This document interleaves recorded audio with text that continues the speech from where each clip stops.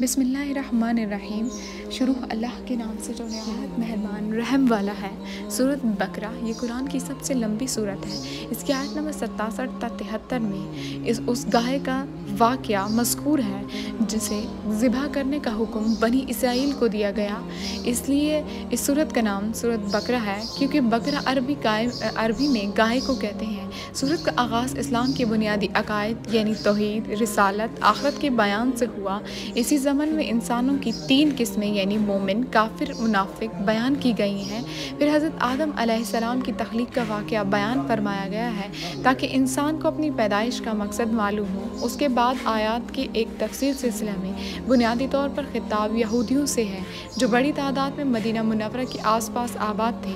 اس پر اللہ تعالیٰ نے جو نعمتیں نازل فرمائیں اور جس طرح انہوں نے ناشکری اور نافرمانی سے کام لیا اس کا مفصل بیان ہے۔ پہلے پارے کے تقریباً آخر میں حضرت ابراہیم علیہ السلام کا تذکرہ ہے، اس لیے کہ انہیں نہ صرف یہودی اور عیسائی بلکہ عرب کے بت پرست بھی اپنا پیشوا مانتے تھے۔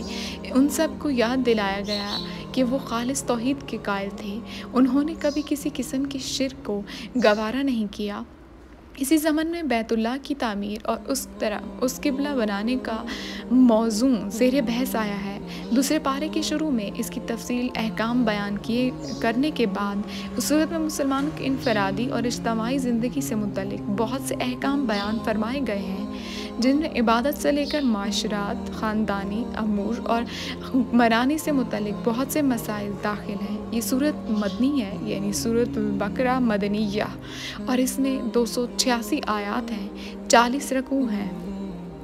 اس سورت کا بیشتر حصہ ہجرت مدینہ کے بعد مدنی زندگی کے بالکل ابتدائی دور میں نازل ہوا ہے، اور کمتر حصہ ایسا ہے جو بعد میں نازل ہوا اور مناسبت مضمون کے لحاظ سے اس میں شامل کر دیا گیا، حتیٰ کہ سود کی ممانعت کے سلسلے میں جو آیت نازل ہوئی ہیں وہ بھی اس میں شامل ہیں، حالانکہ وہ نبی کریم صلی اللہ علیہ وآلہ وسلم کی زندگی کے بالکل آخری زمانہ میں اتری تھی۔ سورت کا خاتمہ جن آیات پر ہوا ہے وہ ہجرت سے پہلے مکہ میں نازل ہو چکی تھی، مگر مضمون کی مناسبت سے ان کو اس صورت میں ضمن کر دیا گیا ہے۔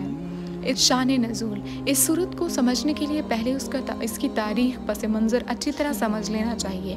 ہجرت سے قبل جب تک مکہ میں اسلام کی دعوت دی جا رہی، خطاب بیشتر مشرکین عرب سے تھا جن کے لیے اسلام کی آواز ایک نئی اور غیر مانوس آواز تھی۔ اب ہجرت کے بعد سابقہ یہودیوں سے پیش آیا جن کی بستیاں مدینہ سے بالکل متصل ہی واقع تھیں۔ یہ لوگ توحید، رسالت، وحی، آخرت، ملائکہ کے قائل تھے، اس ضابطۂ شرعی کو تسلیم کرتے تھے جو خدا کی طرف سے ان کے نبی موسیٰ علیہ السلام پر نازل ہوا تھا، اور اصولاً ان کا دین وہی اسلام تھا جس کی تعلیم حضرت محمد صلی اللہ علیہ وآلہ وسلم دے رہے تھے۔ لیکن صدیوں کے مسلسل انحطاط نے ان کو اصل دین سے بہت دور ہٹا دیا تھا۔ ان کے عقائد میں بہت سے غیر اسلامی عناصر کی آمیزش ہو گئی تھی جس کے لیے تورات میں کوئی سند موجود نہ تھی۔ ان کی عملی زندگی میں بکثرت ایسے رسوم اور طریقے رواج پائے گئے تھے جو اصل دین میں نہ تھے اور جن کے لیے تورات میں کوئی ثبوت نہ تھا۔ خود تورات کو انہوں نے انسانی کلام کے اندر خلط ملط کر دیا تھا۔ خدا کا کلام جس حد تک لفظاً یا معنی محفوظ تھا اس کو بھی انہوں نے اپنی منمانی تعویلوں اور تفسیروں سے منسوخ کر رکھا تھا۔ دین کی حقیقی روح ان میں سے نکل چکی تھی اور ظاہری مذہبیت کا محض ایک بے جان ڈھانچہ باقی تھا جس کو وہ سینے سے لگائے ہوئے تھے۔ ان کے علماء، ان کے سرداران قوم، ان کی عوام، ان کی اعتقاد، اخلاقی اور عملی حالت بگڑ گئی تھی، اور اسے اپنے بگاڑ سے ان کو ایسی محبت تھی کہ وہ کسی اصلاح کو قبول کرنے پر تیار نہ تھے۔ صدیوں سے مسلسل ایسا ہو رہا تھا کہ جب کوئی اللہ کا بندہ انہیں دین کا سیدھا رستہ بتانے آتا تو وہ اسے اپنا سب سے بڑا دشمن سمجھتے اور ہر ممکن طریقے سے کوشش کرتے تھے کہ وہ کسی طرح اصلاحاً میں کامیاب ہونا ہو سکے۔ یہ لوگ حقیقت میں بگڑے ہوئے مسلمان تھے جن کے ہاں بدعتوں، تحریفوں، گافیوں، فریقہ بندیوں، खुदा फरामोशी और दुनिया परस्ती की बदलिहाज इन्हतात इस हद तक पहुँच चुका था कि वो अपना असल नाम मुस्लिम तक भूल गए थे, महज यहूदी बनकर रह गए थे। उनके और अल्लाह के दीन को उन्होंने महज नस्ल इसराइल की आबाई विरासत बनाकर रख लिया था।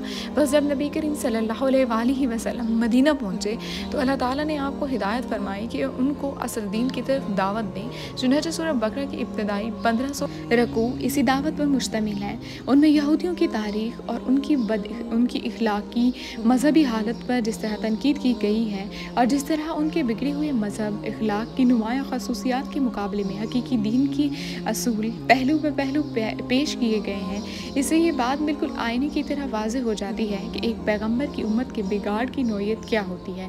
रस्मी दीनदारी के मुकाबले में हकीकी दीनदारी किस चीज़ का नाम है, दीन हक के बुनियादी असूल क्या हैं, खुदा की निगाह में असल अहमियत किन चीज़ों की है। मदीना पहुंचकर इस्लामी दावत एक नए मरहले में दाखिल हो चुकी थी। मक्का में तो मामला सिर्फ असूल दीन की तबलीग और दीन कबूल करने वालों की इखलाकी तरबियत तक महदूद था, मगर जब हिजरत के बाद अरब के मुख्तलिफ कबाइल के वो सब लोग जो इस्लाम कबूल कर चुके थे हर तरफ से सिमट कर एक जगह जमा हुए और इंसार की मदद से एक छोटी सी इस्लामी रियासत की बुनियाद पड़ गई, तो अल्लाह ताला ने तमद्दुन, माशरात, मईशत, कानून, सियासत के मुख्तलिफ मुताल्लिक भी असूली हिदायत देनी शुरू की और ये बताया कि इस्लाम के एहसास पर यह नया निज़ाम ज़िंदगी किस तरह तामीर किया जाए। इस सूरत की आखिरी 23 रकू ज़्यादातर उन्हीं हिदायत पर मुश्तमिल हैं जिनमें से अक्सर इब्तदाई में भेज दी गई थी और बाज़ मुतफ़र्रिक़ तौर पर हस्ब ज़रूरत बाद में भेजी जा रही।